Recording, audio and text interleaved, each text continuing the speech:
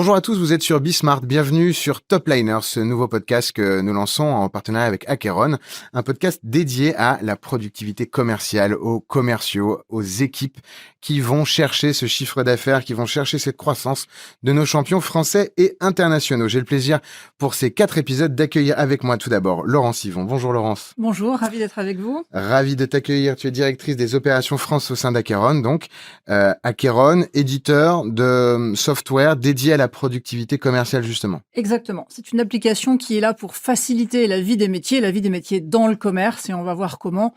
Nous, on est là pour amener de l'innovation et les rendre plus libres et plus efficaces. Mais sans vouloir faire le néophyte, quand on pense à software et efficience commerciale, on est tout de suite dans le CRM. Vous êtes un autre CRM en fait ? Non, on est complémentaires. C'est important d'avoir tout le panorama applicatif de l'entreprise, un ERP, un CRM, etc. Le sujet, c'est vraiment d'aider la force commerciale à être motivée, à faciliter sa vie, à fluidifier les processus dont ils ont besoin pour vendre. C'est de ça dont on va parler aujourd'hui. Merci, bon, on est ravis de t'avoir avec nous vu le sujet qui nous incombe. À ma droite, Frédéric Bonneton. Bonjour Frédéric. Bonjour Mathieu, bonjour Laurence. Tu es CEO de MCA Group. Alors, donc j'imagine que, étant donné que tu es ici, tu t'y connais parfaitement sur la partie productivité commerciale, toute la partie effectivement d'engagement des collaborateurs sur cette thématique. Mais qu'est-ce que fait MCA Group ? Alors MCR Group, on va dire, c'est 2 grandes activités. MCR Consultant, c'est du conseil en stratégie de rémunération. Et donc, on traite évidemment de l'engagement et la performance des commerciaux à travers le système de rémunération. Et une autre activité qui s'appelle MCR Sales and Leadership, où on traite là de l'aspect formation, accompagnement, méthode de vente. D'accord, donc l'alpha et l'oméga. Parfait, tiens, Voilà. c'est presque un slogan. Exactement. Merci en tout cas à tous les deux d'être avec nous pour ce premier épisode. On rentre dans le dur tout de suite. Chers auditeurs, chers téléspectateurs, on va vous parler du modèle, du plan de rémunération et de savoir si vous êtes ou pas dans une situation dans laquelle il faut se demander si on en change, si on l'adapte. Alors Frédéric, on a un petit peu préparé cette émission. Il y a, selon toi, 7 raisons majeures qui peuvent pousser un directeur commercial, une directrice commerciale, quelqu'un du Comp & Ben, à revoir le système de rémunération. Quelles sont ces 7 raisons ? Alors, si on fait une liste rapide, la première, c'est le sujet du turnover, évidemment. Et on pourra rentrer peut-être dans le détail de quel turnover. Il y a tout ce qui est difficulté à recruter, qui est un vaste sujet chez les commerciaux. Tout ce qui est baisse de performance, là aussi, on doit s'interroger. Le système de rémunération est pour quelque chose, parfois. Quand les résultats du marketing ou fixé marketing ne sont pas atteints, il y a de la performance, mais pas la bonne, on va dire. C'est toujours gênant. Tous les effets pervers qu'on peut constater dans les systèmes de rémunération des commerciaux, c'est un vrai enjeu, il faut souvent changer. Et en fait, les 2 derniers, c'est le changement de culture ou le changement de stratégie. Les 2 étant souvent liés d'ailleurs à l'arrivée d'un nouveau directeur commercial. Et les 2, en général, n'arrivent pas forcément juste avant qu'on refasse le plan de l'année d'après, mais peuvent arriver en cours d'année. Et donc, ça pose la question de l'agilité d'un modèle de rémunération. Ça, c'est un vaste sujet, effectivement, et on l'a vécu notamment à travers tout ce qui était période Covid, où là, la souplesse est devenue nécessaire. Bon, en général, quelqu'un qui arrive, il attend quand même le début de l'année d'après avant de changer son plan. Laurence, sur ces différentes raisons de changer son modèle de rémunération, son système de rémunération, est-ce que toi, tu as des retours particuliers ? Il y en a un plus important que d'autres ou on est vraiment sur cette chose à prendre en compte en parallèle ? Effectivement, le premier sujet, c'est la non-performance commerciale. Le plan de commission, par nature, il est là pour motiver les commerciaux, générer de la performance commerciale et faire en sorte qu'ils aillent là où on veut que soient centrés leurs efforts. Donc quand ce bras de levier, je le compare souvent aux commandes de vol d'un A330 ou je ne sais, quand ça ne fonctionne plus et que on veut que l'avion aille à gauche et qu'il va à droite, je pense qu'il est urgent de se poser les questions de comment ce plan de commission les motive. Déjà, qu'est-ce qu'ils en comprennent ? Une bonne question à leur parler. Est-ce qu'il fonctionne ? Donc je pense que déjà, je poserai la question en ces termes. Tout de suite, l'efficacité. Ouais, c'est ça. On est dans une période où engagement, turnover, attractivité sont évidemment au cœur des réflexions des directions commerciales, a fortiori dans un quarter, un semestre, une année où la top line est pas forcément facile à aller chercher dans différents segments. Alors c'est une vraie réponse, on va commencer par ça, la partie un peu people, donc turnover, attractivité, motivation que tu évoquais dans ces raisons. Oui, évidemment, tout n'est pas lié à la rémunération, on parle notamment du turnover, c'est ce qu'on dit, je rentre pour un projet, je quitte mon chef, il n'empêche qu'il est intéressant d'analyser le turnover des commerciaux, et c'est pas si simple, parce que tu peux avoir différents types de turnover. Tu peux avoir le turnover des meilleurs. ce qui est ennuyeux. Tu peux avoir le turnover des jeunes qui viennent d'arriver et j'arrive pas à les fidéliser. Donc, ils rentrent, ils sortent. Et par contre, j'ai des vieux barons qui sont là depuis des années. Tu peux avoir 0 turnover, ce qui là aussi est ennuyeux. Voilà. Et en fait, en fonction de la nature du turnover dont on parle, tu peux analyser le problème de rémunération de manière très différente. Tu vois. Si tu as le turnover des meilleurs, qu'est-ce que ça veut dire? Ça veut dire peut-être que la performance n'est pas assez rémunérée, ton système est trop moyennisant. Si tu as un turnover des jeunes, ça veut dire que tu as un système de type commissionnement sur le portefeuille et que c'est trop dur aujourd'hui, alors que ça ne l'était pas, de faire son trou, exactement. Si tu n'as pas de turnover du tout, tu peux dire « Ah, peut-être que je suis un petit peu généreux tu vois, dans le système. » Voilà. Donc en fait, l'analyse du turnover, elle est pas si simple et il faut vraiment l'analyser finement pour essayer de voir la cause. D'accord. Et la cause n'est pas toujours évidente. Des fois, c'est pas un problème de montant. Notamment, tiens, tu parlais de recrutement. Des fois, j'arrive pas à recruter. Alors ça, c'est pareil. Est-ce que j'arrive pas à recruter les meilleurs? Et parfois, c'est pas juste un problème de je suis pas au marché. Parfois, c'est la structure ne convient pas.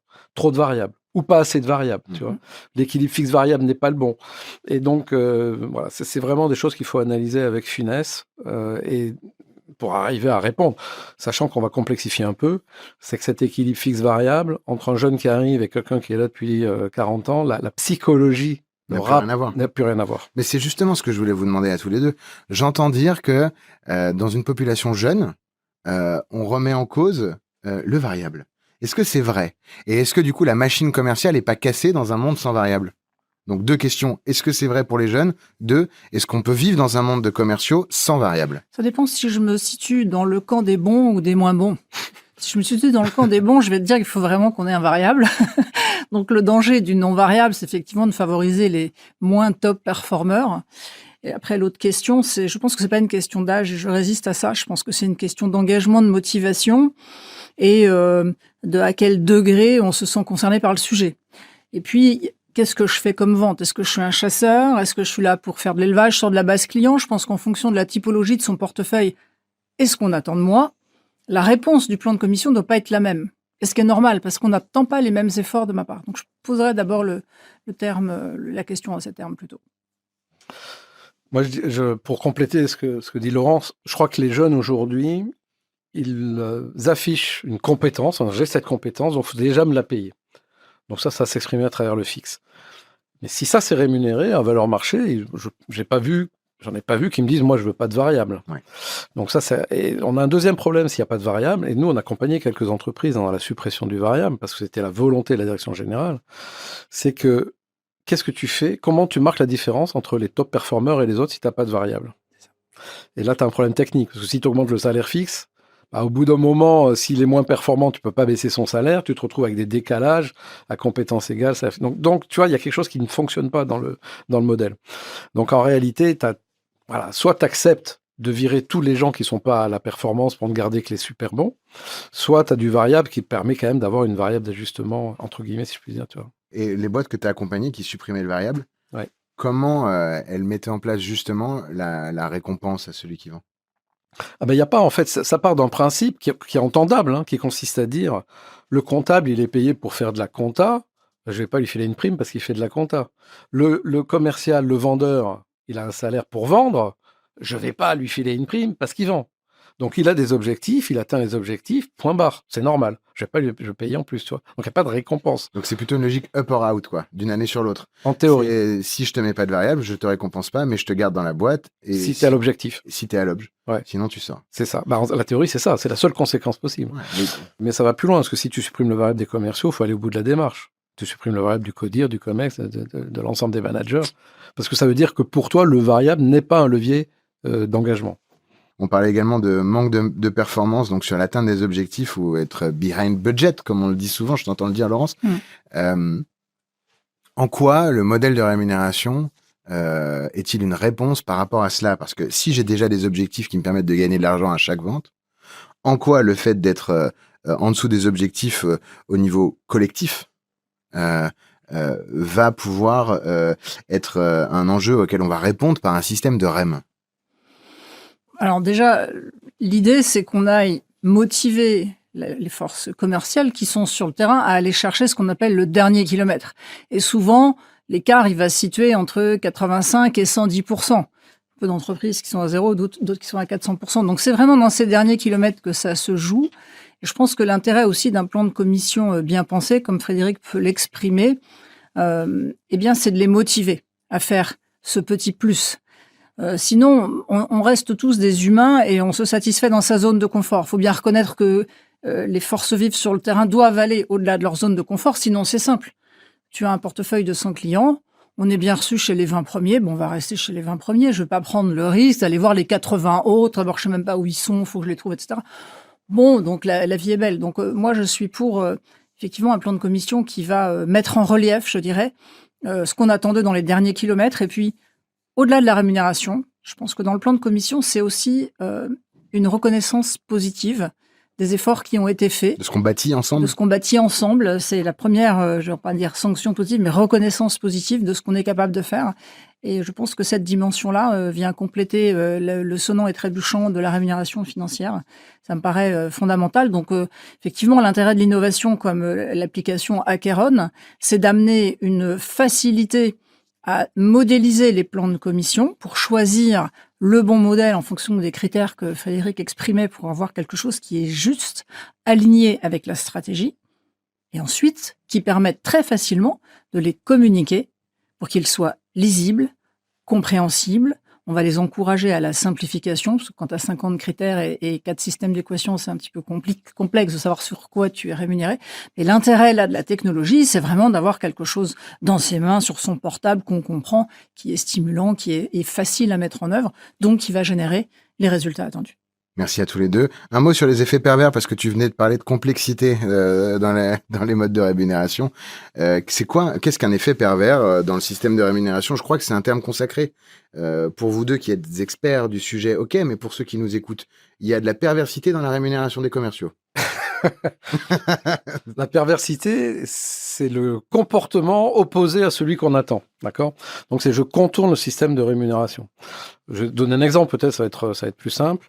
Un système de rémunération peut, à un moment donné, amener à ce que tu fasses moins de chiffre d'affaires que prévu. Par exemple, tu prends un magasin qui vend des télévisions et tu dis, ben voilà, il faut que vous vendiez du service avec la télévision, installation, garantie, etc. Si vous arrivez à vendre 30% de service, vous optimisez votre rémunération. Arrivé au 20 du mois, je suis commercial, je suis à 30%. Si j'ai quelqu'un qui rentre et qui veut acheter une télévision sans service, je dégrade mon ratio, je dégrade ma prime, donc j'ai intérêt à pas lui vendre. Et donc je reporte au mois prochain. Je mets dans le frigo, c'est ça? Oui, ou je lui dis il n'y a plus en stock, ou va voir mon copain. Voilà. Et ça, j'ai vécu ça, je l'ai vu. Donc voilà, ça c'est un effet pervers, c'est un effet que tu n'attendais pas, tu vois, tu pensais motiver de manière stratégique, et en fait, tu as l'effet contraire à ce que tu veux, ou une déviance. Et alors là, il y en a des kilomètres d'effets pervers qu'on peut constater dans les effets de rémunération des commerciaux, parce que mal pensé, trop vite, pas modélisé avec les bons outils, enfin, etc. Et puis l'autre effet pervers, c'est la démotivation. Parce que c'est quand même là pour les encourager à se lever le matin. Alors le classique effet pervers que nous on entend, tu sais, ce sont les erreurs de calcul dans les commissions. Ah oui, oui. Alors, soit un trop payé qui donc la confiance dans le modèle de rémunération. Et donc la confiance. Et alors là, tu entends une désolidarisation avec l'entreprise qui dit oui, alors il se trompe toujours. Alors, on ne sait pas qui est il, tu sais, c'est au 8e étage, il y a de la moquette épaisse, etc. Et puis quand il se trompe, eh ben c'est toujours dans le même sens. Donc voilà, il, eux, je suis la victime persécutée, mais surtout c'est cet effet pervers et dévastateur du plan de commission qui génère des erreurs de calcul. Donc là, petit clin d'œil sur l'intérêt de la digitalisation de ce processus et qui va venir aider toutes les fonctions de support à la vente, tout ce back-office. Il faut bien reconnaître qu'en plus, ces équipes-là, quand ils font les calculs dans Excel, qu'ils envoient les résultats par mail, etc., il n'y a rien qui fonctionne. Donc, c'est tout ça auquel on pense pour le remotiver. Chez Acheron, je voyais dans une démo que tu peux suivre en temps réel combien tu vas toucher à la fin du mois et que tu remplis toi-même ta jauge. Ça, c'est vrai que c'est extrêmement jouissif. Connecter sur le CRM et puis simuler en fonction de ton forecast. Si je fais 100, 150 ou 200, combien je vais gagner? Ils le savent tout de suite, c'est sur le portable. Moi, je dis que ça va être bien se lever à 5 heures du matin. Indeed. On a parlé de plein de choses, de motivation, d'attractivité, de transformation, de changement de culture. Finalement, on voit bien tout ce qui peut nous emmener à se poser et réfléchir à son modèle de rémunération. Comment on construit alors son plan de REM? Alors déjà, je dirais que tout part d'en haut. Donc ça dépend foncièrement de la stratégie. Est-ce qu'on veut qu'ils vendent des produits à forte marge? Est-ce qu'on veut qu'ils vendent des produits green mais qui ont moins de marge? Alors souvent, les plans de commission, tu sais, le poids de la finance est important dans les entreprises. Bon, l'idée, c'est quand même d'avoir des plans de commission qui les concernent par rapport au champ d'action où ils ont un pouvoir. Tu sais, je l'ai vécu aussi avec certaines de mes équipes, d'avoir un plan de commission pour toute l'organisation française où tu intègres de l'EBITDA du pays. Alors Mais que qui dit le sales EBITDA, n'a rien à voir avec la sales, renta. lui, ça veut dire que la renta, lui, il n'a pas accès aux dépenses, par exemple. Donc, il peut jouer sur la top line, hein, c'est pour ça qu'on en parle dans les top liners, mais pour autant, il n'a pas la bottom line, il n'a pas l'accès aux dépenses. Donc, il peut y avoir des mesures extrêmement frustrantes. Et encore une fois, on va être dans l'effet pervers de tout ça. Donc, d'abord, on regarde la stratégie, on se met très noir sur blanc comme avec ceux où on veut, enfin, ce qu'on voudrait. Dans un monde idéal, nos commerciaux, ils font quoi? Ils nous ramènent quoi? Puis après, il faut le traduire et le modéliser dans des solutions simples et des outils simples avec beaucoup de bon sens. Et surtout, il faut le faire simple. Si on a plus de 5 objectifs, déjà, c'est beaucoup. Enfin, on en retrouve, tu sais, il y a un astérix, 2 astérix, 3 astérix, mais alors si ceci, alors ça marche plus, etc. Bon, ils se disent, bon, je vais vendre, on verra bien sur quoi je serai payé à la fin du mois. On revient à la C'est ça qu'il faut confiance. éviter. De toute façon, si je performe, on m'emmerdera pas. Enfin, pour parler crûment. Ça peut C'est aussi. peut-être un peu ça aussi. Effectivement, pour reprendre ce que dit Laurent, je pense que dans tout bon système de rémunération, quand tu le construis, tu dois retrouver 3 éléments. Un élément de direction générale, un élément de management, un élément de ressources humaines. Donc l'élément de direction générale, c'est quand je regarde le plan des rémunérations, est-ce que je comprends la stratégie de la boîte? Sinon, j'ai des commerciaux qui vont à gauche quand je veux aller à droite. Un élément de management, c'est est-ce que les managers s'en servent pour aller chercher la performance ou est-ce qu'ils le subissent? La première question qu'on pose, nous, c'est est-ce que vous pilotez vos commerciaux ou est-ce que ce sont vos commerciaux qui pilotent leur système de REM? Et un élément ressources humaines, c'est qu'il faut qu'il y ait de l'équité parce que le sentiment d'iniquité, c'est le premier élément de démotivation. Et d'ailleurs, plus les rémunérations sont égalitaires, plus le sentiment d'iniquité est fort, ce qui nous ramène à pourquoi faut-il de la rémunération variable, justement pour être équitable par rapport à la performance. Alors, on te demandait de préparer une petite digression dans ce premier épisode qui touche à sa fin, qui est, alors tu viens d'en parler un petit peu, mais si on peut revenir sur la notion de qu'est-ce le meilleur pour toi modèle de rémunération qui peut exister, si on devait sortir 3 key success factors, donc des vrais éléments de succès dans la création et l'implémentation de ces modèles de rémunération. Ça dépend si je me place de la côté du commercial ou de la direction générale. Vers celui du succès, de la top line. La top line. Écoute, effectivement, je viens d'en parler un petit peu sur ces 3 éléments clés. Tu vois, il faut... est-ce que la stratégie est implémentée? C'est-à-dire, est-ce que les commerciaux sont rémunérés pour aller dans le sens de la boîte? C'est pas toujours le cas. Donc, c'est le premier élément hyper important. 2, est-ce que les objectifs sont atteints? Les objectifs que j'ai fixés et sont atteints de manière raisonnable. Ce que je veux dire par là, c'est que si tu es une start-up, tu veux exploser les objectifs. Si tu es coté en bourse, tu veux faire les objectifs. Surtout pas plus et pas moins. Et donc, ton plan, il doit répondre à ça. Est-ce que mes objectifs sont atteints ou pas? Et enfin, effectivement, il doit permettre un engagement des collaborateurs régulier. Tu vois, pas juste à la fin du trimestre, pas juste à la fin de l'année, etc. Ça, c'est voilà. Et être lisible, évidemment. Et c'est pour ça que les outils sont hyper importants. Merci infiniment à tous les deux. On se retrouve justement dans quelques instants sur Spotify. Si vous restez avec nous, n'hésitez pas, ou sur toutes les plateformes de podcast, pour le 2e épisode où on va parler plus spécifiquement de la définition des objectifs. Qu'est-ce qu'un bon objectif? C'est dans le 2e épisode de Top Liners. À tout de suite sur Be Smart for Change.